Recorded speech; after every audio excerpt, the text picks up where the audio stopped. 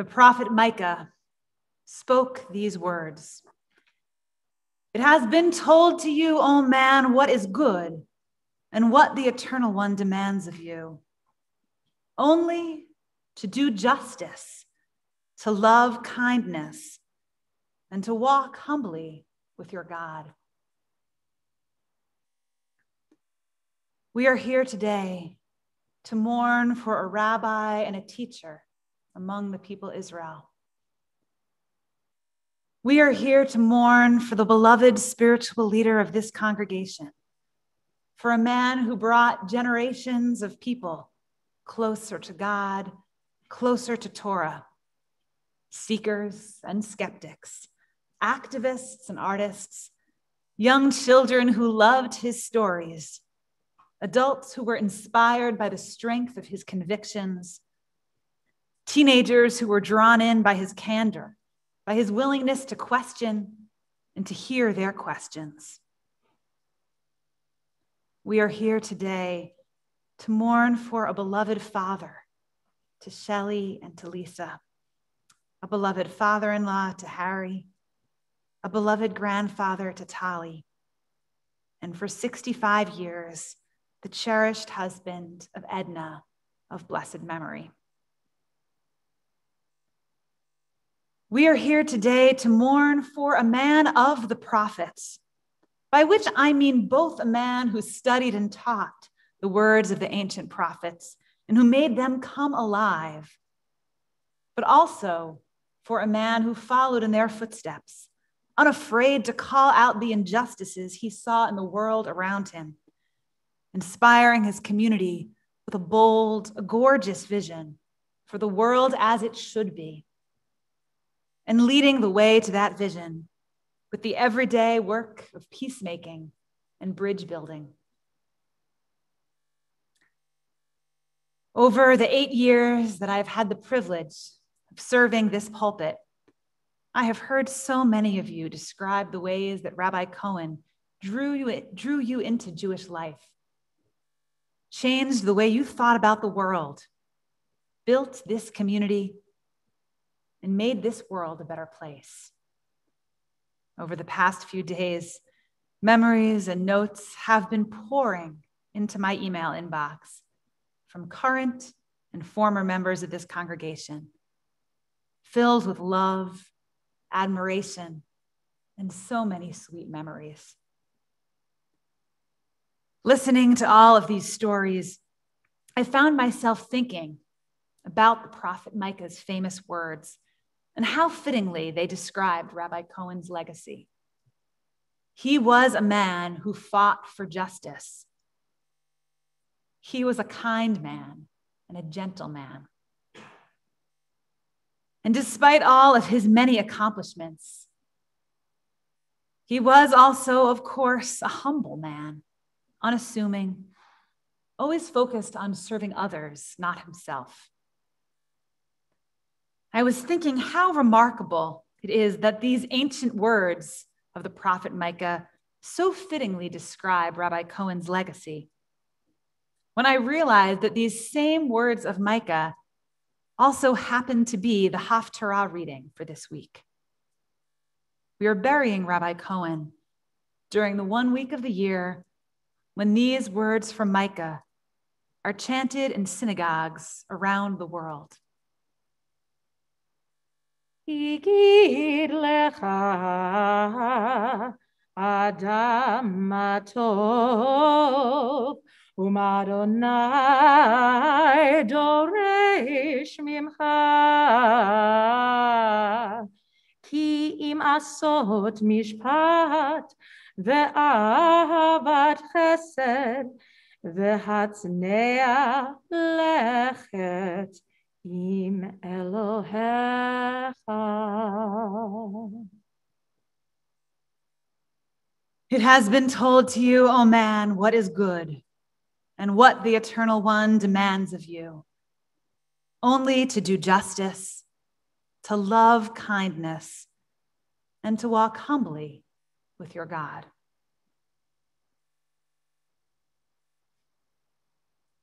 We begin our service with old and sure words, words that have been a pillar of strength to generations of our people, words that our Rabbi comforted so many of this, his flock, with.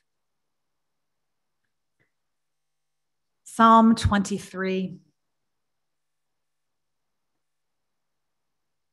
The Lord is my shepherd, I shall not want. God makes me lie down in green pastures, leads me beside still waters, and restores my soul. You lead me in right paths for the sake of your name. Even when I walk in the valley of the shadow of death, I shall fear no evil, for you are with me. Your rod and your staff, they comfort me. You have set a table before me in the presence of my enemies. You have anointed my head with oil. My cup overflows. Surely goodness and mercy shall follow me all the days of my life, and I shall dwell in the house of God forever. Rabbi Henry Cohen was born in Houston, Texas, the only child of Harry and Annie Cohen. His father was bedridden with Parkinson's disease for most of Henry's life.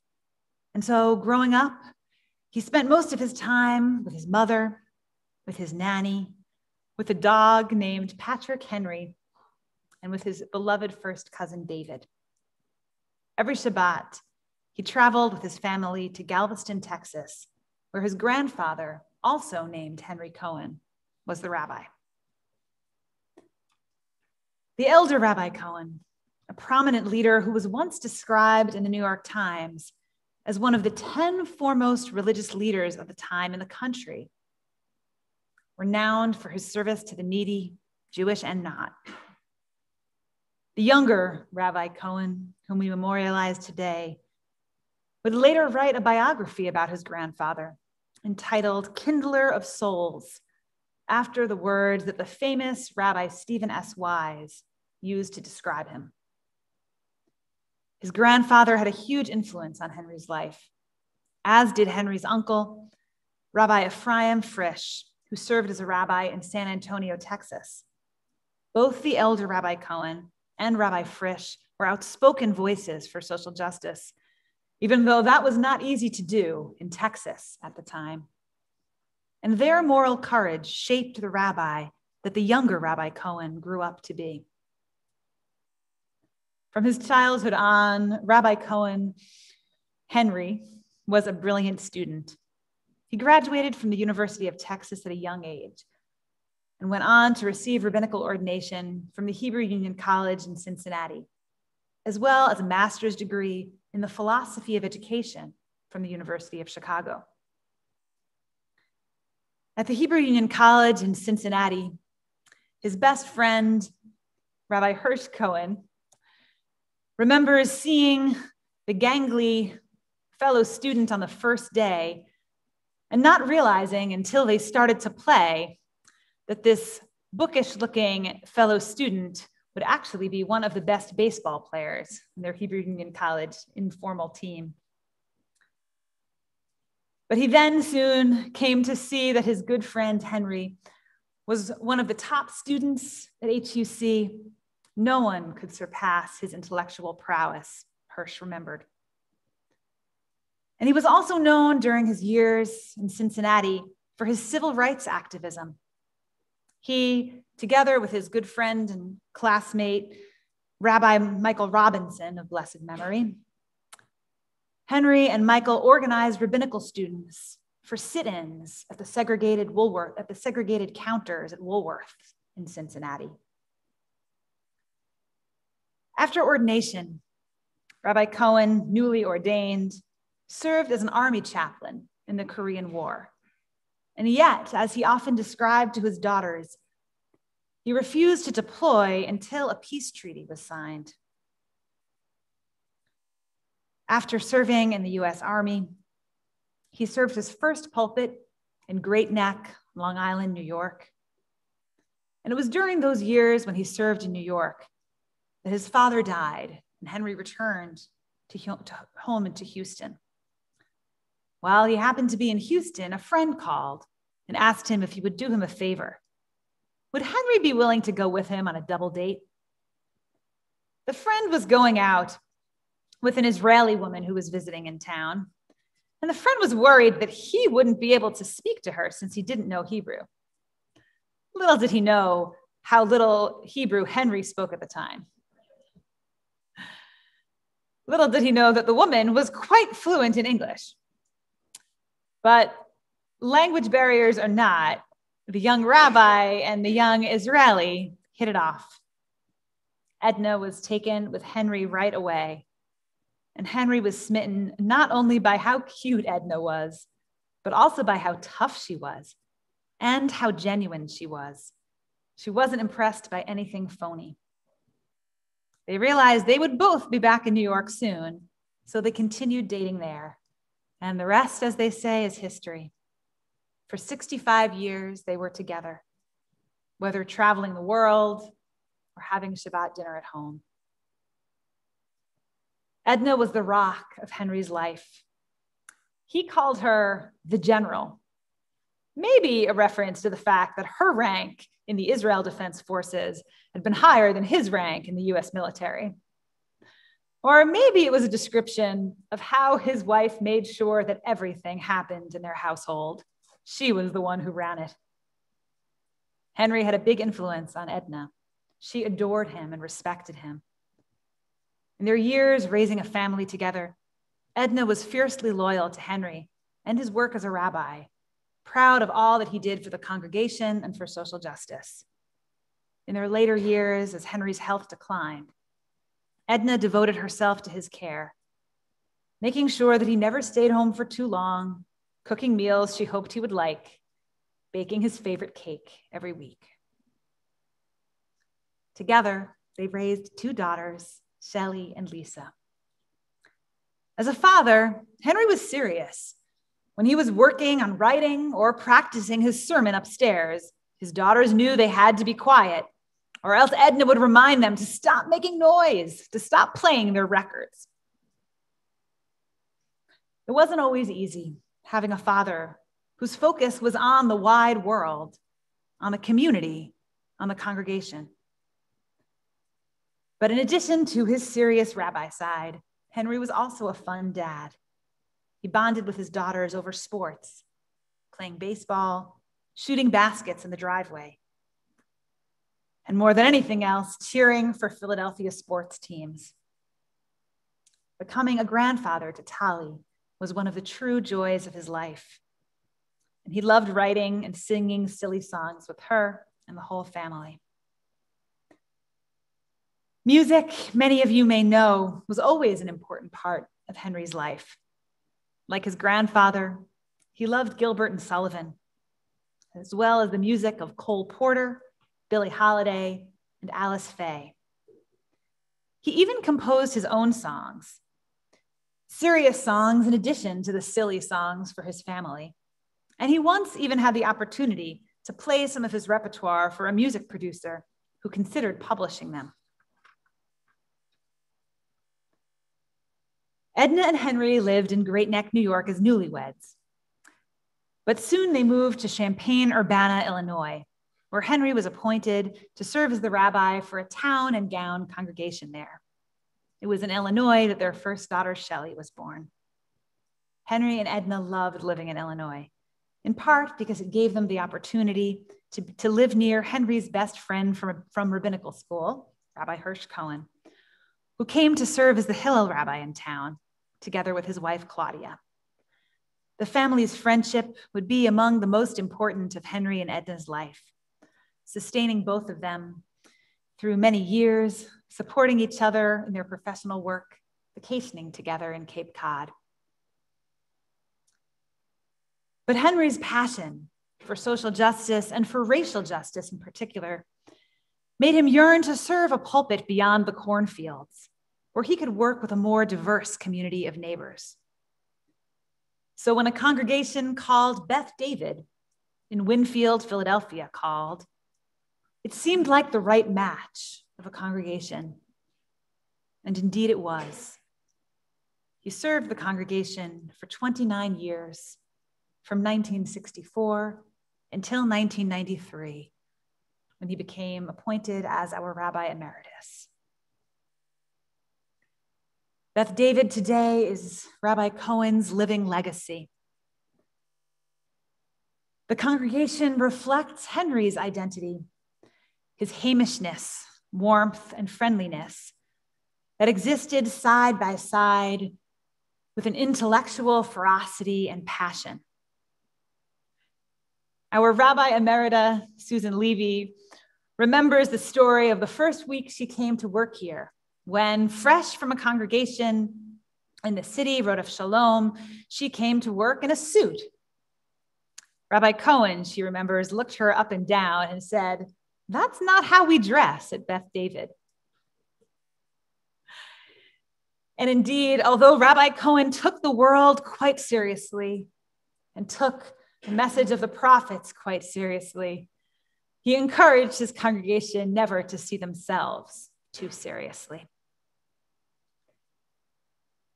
He loved serving as the rabbi of a small congregation where he was able to spend his time building relationships, having families from the congregation over after the high holidays to his house for a meal, welcoming new members of the congregation to his house for Shabbat dinner. He pioneered Chavurah groups of our members who met for discussion, fellowship, and connection. All these years later, the work that we're doing at Beth David seems to connect back to the work that Rabbi Cohen pioneered.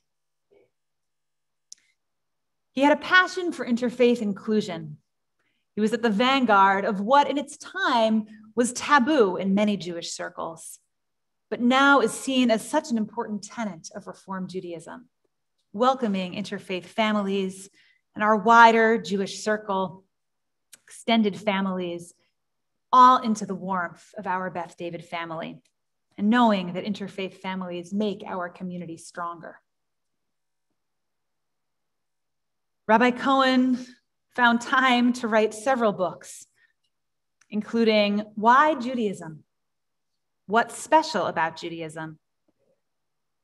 A book about racial justice in America, and the biography of his grandfather, kindler of souls, Rabbi Henry Cohen of Texas, and a volume of a few of his famous stories for children, Charlie Bronstein and Jewish Tradition, based on the Peanuts comic strip.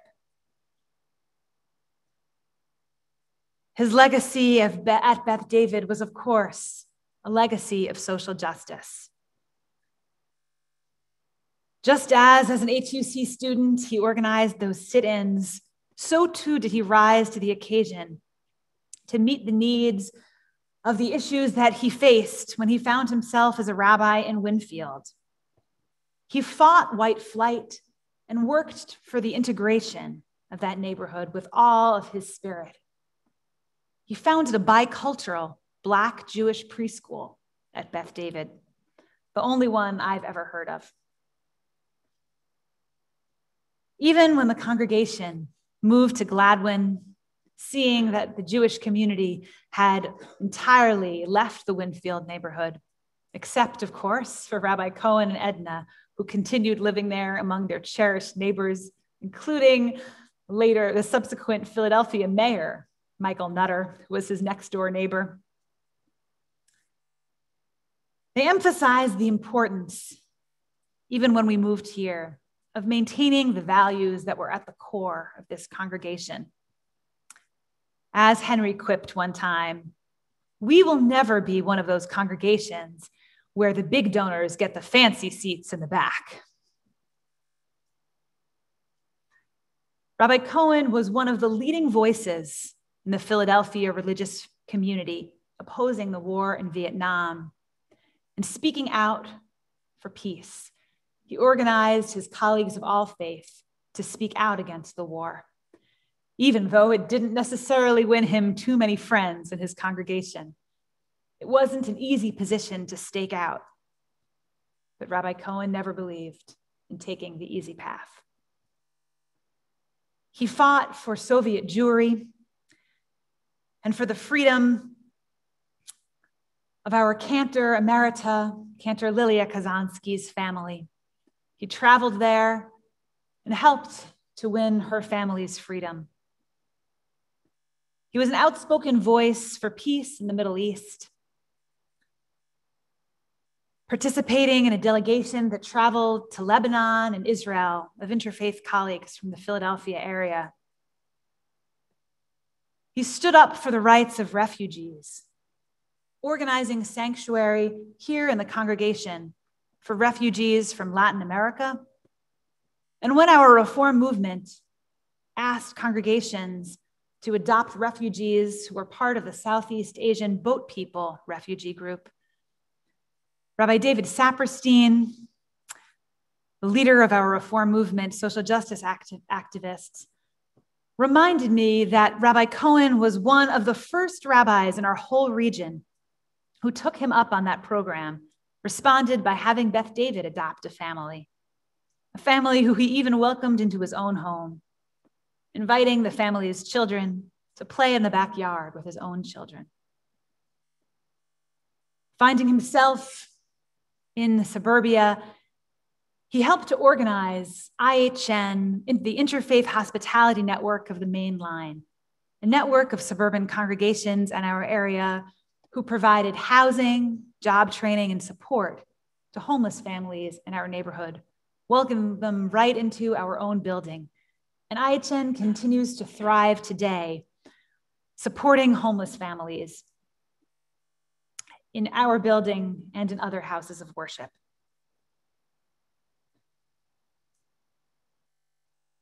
As a new rabbi to Beth David, I began to hear the stories of Rabbi Cohen. And I'll tell you that many congregations, they have the legends of the rabbis that have served them.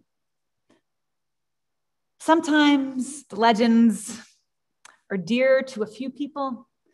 Sometimes they've grown, been exaggerated over the years. And when I first came here, I didn't know what to make of these stories of a rabbi who had served so many years ago before I came, and yet who was so beloved, so deeply remembered and cherished by so many members of the congregation. But I came to understand the true power of Rabbi Cohen's legacy, the way that he shaped this congregation and our wider community.